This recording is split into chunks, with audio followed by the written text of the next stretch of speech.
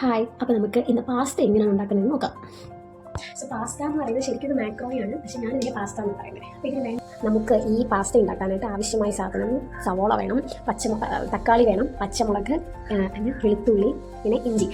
പിന്നെ ഇതിനകത്ത് നമുക്ക് ക്യാപ്സിക്കം ഇടാം, ക്യാരറ്റ് ഇടാം. പിന്നെ എൻ്റെ കയ്യിലിവിടെ പട്ടണത്തിൽ ഞങ്ങളുടെ ഇത്രയും സാധനങ്ങളൊന്നും ഇല്ലാത്തത് കൊണ്ട് ഉള്ളത് വെച്ച് ഉണ്ടാക്കുവാണ്.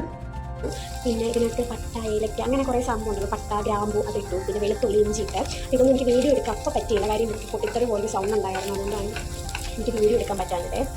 ഈ ഒരു ഉള്ളി നന്നായിട്ട് ഒരു മഞ്ഞ കളറെങ്കിലാവുന്നവരെ നമ്മൾ ചെയ്തുകൊണ്ടിരിക്കും. ചെയ്തതിന് ശേഷം തക്കാളിയിൽ, പിന്നെ ഇവിടെ ഹോസ്റ്റലിലായതുകൊണ്ട് നമ്മുടെ ഒരുപാട് പച്ചക്കറികളൊന്നുമില്ല. ശരിക്കും ക്യാരറ്റും ക്യാപ്സിക്കൊക്കെ ഇട്ട് ചെയ്യുകയാണ് എനിക്ക് നല്ല ടേസ്റ്റ് ആക്കാം. ഇതിട്ട് കളറൊന്നും മാറുന്നില്ല. ഞാൻ തക്കാളി ഇടുക, കാര്യം എനിക്ക് ക്ഷമയില്ല, അതുകൊണ്ട് ഞാൻ തക്കാളി ഇടുവാണ്. എനിക്ക് ഒരു കൈ കൊണ്ടെല്ലാം ചെയ്യാൻ പറ്റിയില്ല. സോ ഇതെന്ന് വെച്ചാൽ ഞാൻ മുളക് പൊടി ഇട്ടു, മഞ്ഞൾപ്പൊടി ഇട്ടു, ചിക്കൻ മസാല ഇട്ടു, പിന്നെ ഗരം മസാല ഒരു കുറച്ച് സ്പൂണാണ് ഇട്ടു, അത്രയും ഇട്ടു. കുറച്ച് വെള്ളം, അതായത് ഈ മെക്രോണി ഉണ്ടാക്കിയ പാസ്ത ഉണ്ടല്ലോ അതുണ്ടാക്കിയ വെള്ളം തന്നെയാണ്, അത് ബോയിൽ ചെയ്ത വെള്ളം തന്നെ ഞാൻ കുറച്ച് ഒഴിച്ചു.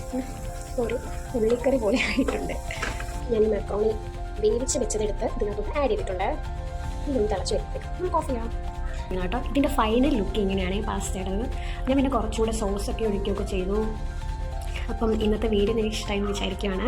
സോ എൻ്റെ വീഡിയോസ് എല്ലാവരും കാണുന്നുണ്ട്, പക്ഷേ സബ്സ്ക്രൈബേഴ്സ് കുറവാണ്. സോ നിങ്ങളെല്ലാവരും സബ്സ്ക്രൈബ് ചെയ്യണേ. ബൈ.